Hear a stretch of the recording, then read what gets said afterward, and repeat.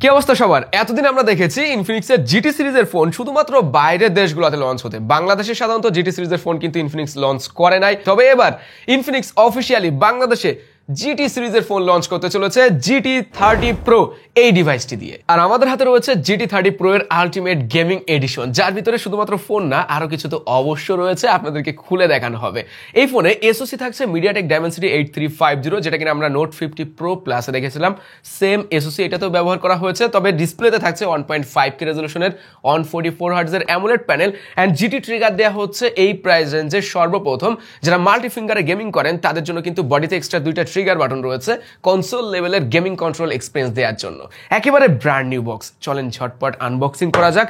আর হ্যাঁ, বক্স খুলতে খুলতেও কিন্তু আপনাদেরকে স্পেশাল একটা নিউজও দেওয়া হবে। প্রথমে পলিটাকে আমরা খুলে নিলাম। ও, এটা খুলে এই দিক থেকে, ওয়াও ওয়াও, এর ভিতরে আমরা কিন্তু দুইটা বক্স পাচ্ছি আলাদা আলাদাভাবে। একটাতে আমরা ফোন পাচ্ছি আর একটাতে জিটি প্রো গেমিং কিট, মানে গেমারদের জন্য স্পেশাল কিছু অ্যাক্সেসরিজ হয়তো এর ভিতরে আছে। চলেন এই গেমিং কিটটাই আগে খুলে দেখা যাক। আমি সময় বেশি নেবো না, ঝটপট আনবক্সিং করে আপনাদেরকে দেখিয়ে দিব সব কিছুই। আচ্ছা, প্রথমে আমরা একটা কেস পাচ্ছি। এটা ও, এই জায়গাটা গ্লসি ম্যাগনেটিক কিছু হয়তো বা এখানে আছে, অ্যান্ড কেসটা কিন্তু কিছুটা ফিচারিস্টিক ডিজাইনের, মানে গেমিং ভাইব এই কেসের ভিতরে রয়েছে। তারপরে ইউজার ম্যানুয়াল অ্যান্ড এইটা হইল কুলার। ইয়েস, এটা হইল গেমিং কুলার। সাধারণত আমরা যখন গেম খেলবো তখন ফোনটাকে ঠান্ডা রাখার জন্য এইভাবে পিছনে এটা লাগিয়ে রাখা যাবে।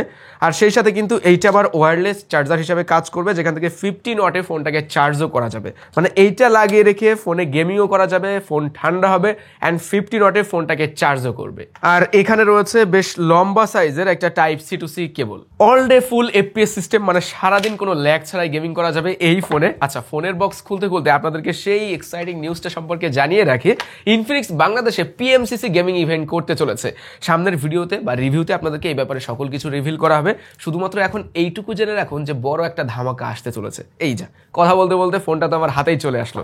আর প্রথমত যে বক্সটা আমরা পেলাম, এর ভিতরে কি রয়েছে দেখা যাক। সিম ইজেক্টর পিন আর একটা সফট সিলিকন কেস পাচ্ছি।